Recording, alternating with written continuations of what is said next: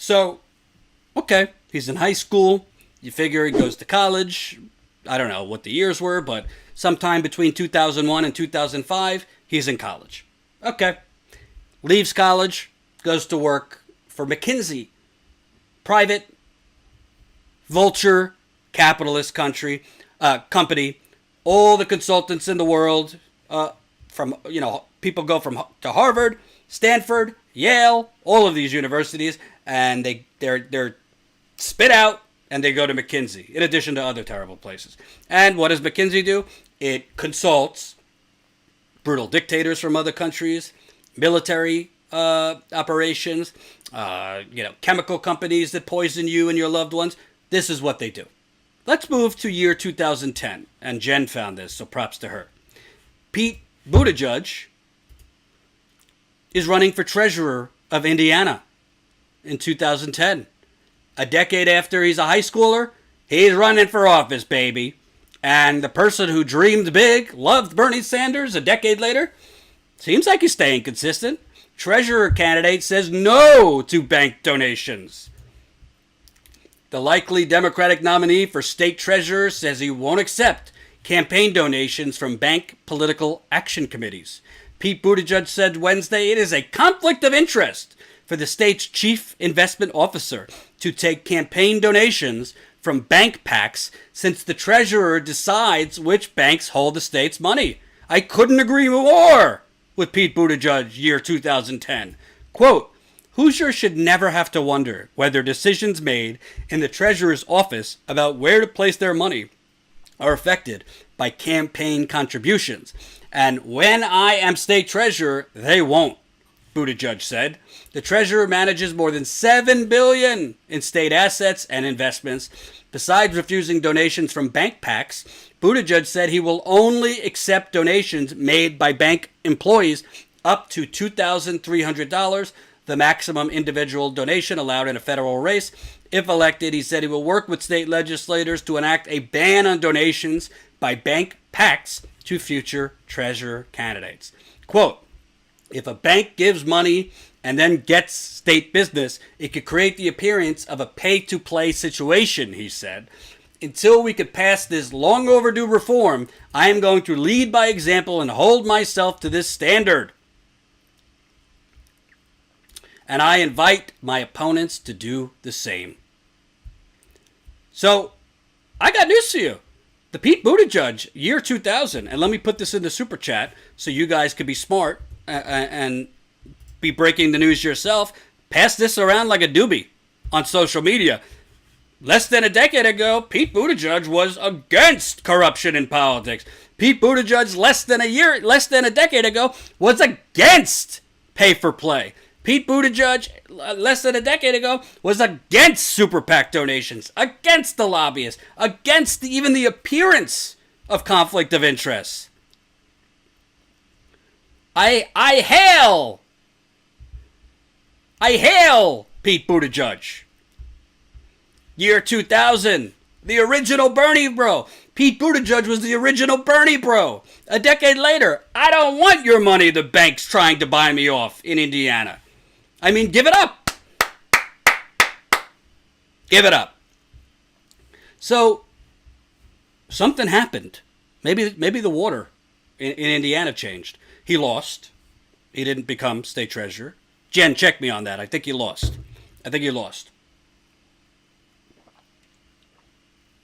I don't think he won that state treasurer's race. But then, 2 years later, he becomes mayor of little old South Bend, Indiana.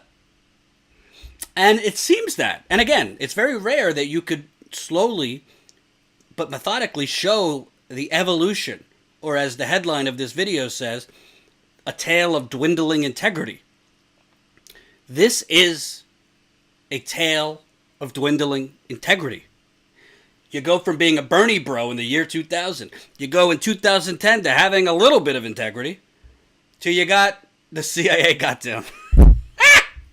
I love it. So, then you have, and this is going around Twitter today, it's not new, but he's mayor, and right after the Eric Garner murder, where police assassinated African American Eric Garner, the South Bend Police Department, they thought it would be, good fashion for the winter to make "Breathe Easy, Don't Break the Law" shirts. Pete Butttigieg was the mayor at this time. Just breathe easy.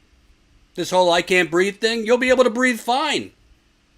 Just don't break the law.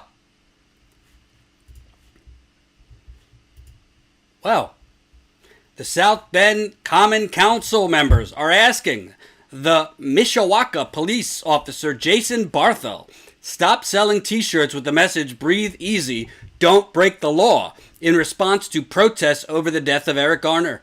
Unfortunately, the divisive message that being currently promoted through the sale of t-shirts bearing this message damages the goal of unity and further divides our community, Oliver Davis said.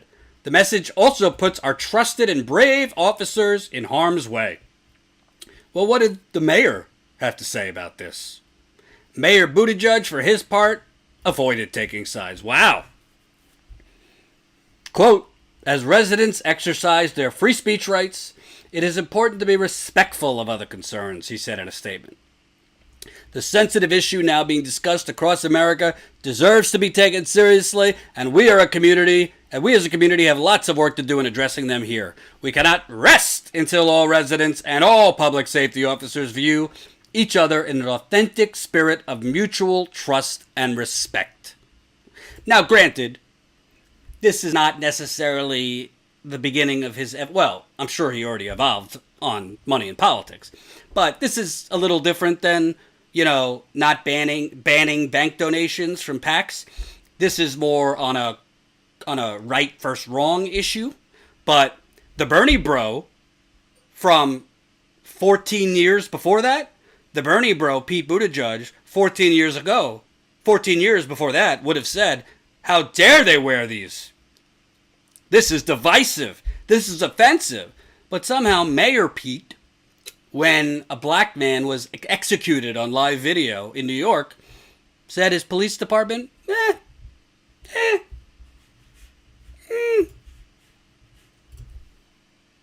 I'm neither here or there on the issue. What's amazing to me, and I wish, if only to be just a fly on the wall, I'm trying to just guess which year did he turn. Because in 2010 he was still talking the talk. He was still walking the walk. "I'm not taking this dirty money." Then he becomes mayor, I think in 2012. And pretty soon after that, if the police want to, do offensive shirts glorifying the executions of black citizens, oh well, we should have a conversation about that. Then, as mayor, starts gentrifying the entire city of South Bend. Now, South Bend, it's not Chicago. It's not the size of Chicago, but, I mean, over 100,000 people in this city. But Mayor Pete starts selling the city to developers, starts selling the cities to the wealthy, starts gentrifying the holy hell out of this city. All of a sudden, according to people I've spoken with that live in South Bend, homelessness starts going up. People can't afford their rents because the rents keep going up in little old South Bend. While the Mayor Pete, all of a sudden, there's talk that he might run for governor. People stop seeing him in South Bend. He's going around trying to be DNC chair. He loses that, and after he loses DNC chair, all of a sudden, he's going to have meetings in Manhattan and Silicon Valley to build his network of support.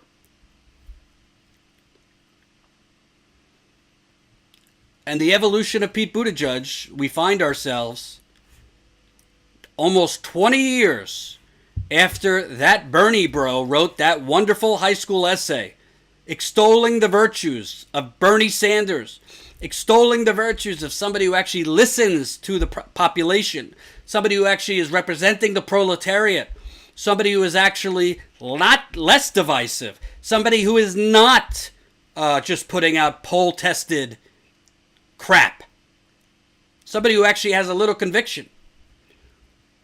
nearly 20 years after Pete Buttigieg wrote those powerful words, we get this. Mayor, earlier today you said you were open to having a conversation about opening your fundraisers, and that's a question that reporters have been asking for months now, so I'm wondering, when do you expect to actually have that conversation and give an answer on that? Again, I don't have a timeline for you. Well, Mayor, as the candidate, can't you just direct your campaign to open those fundraisers? What's it? As the candidate, can't you just direct your campaign to open those fundraisers? Yes. And why haven't you done so? What's that? Why haven't you done so yet? There are a lot of considerations, and I'm thinking about it. Ask questions. Can you give us an example of those considerations? No. Thank you. Thank you. Good night, Mayor. Thanks.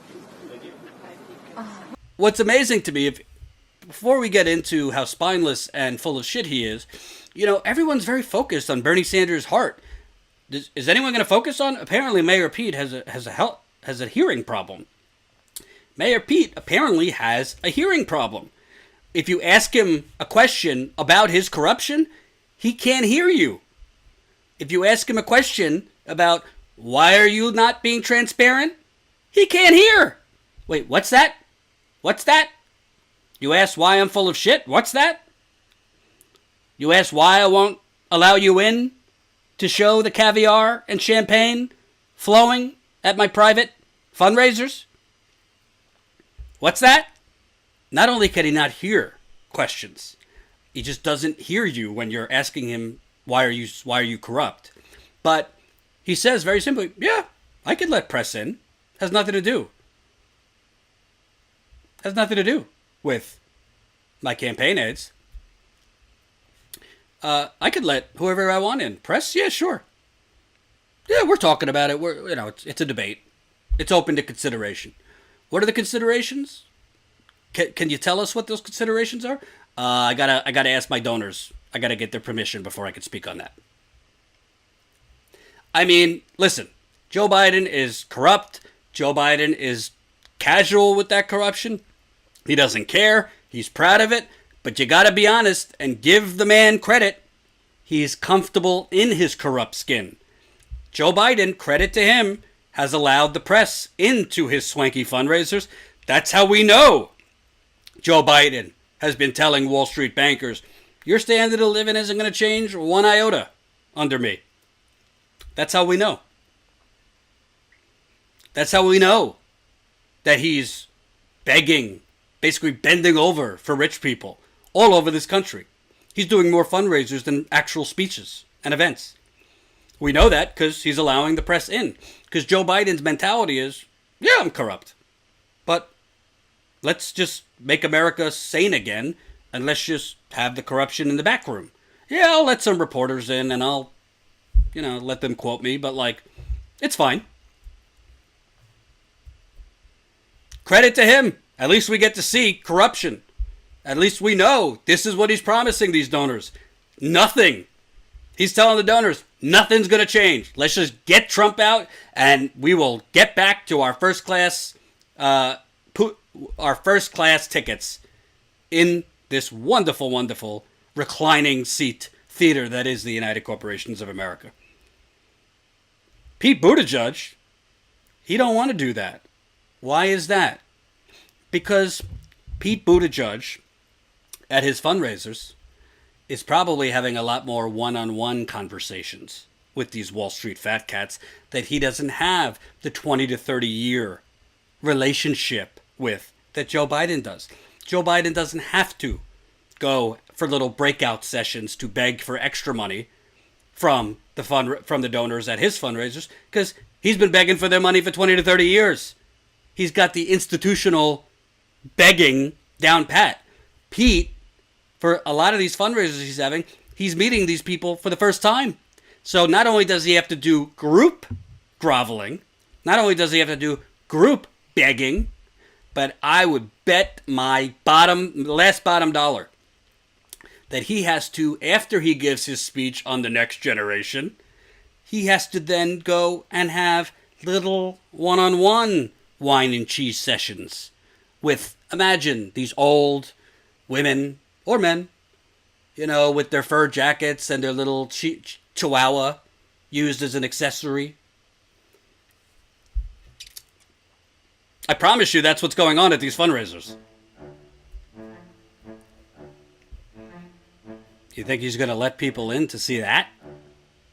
Hope you enjoyed that last video. Hop on over to statuscoup.com where you can sign up for our email list and become a member for as low as $5 to $10 a month.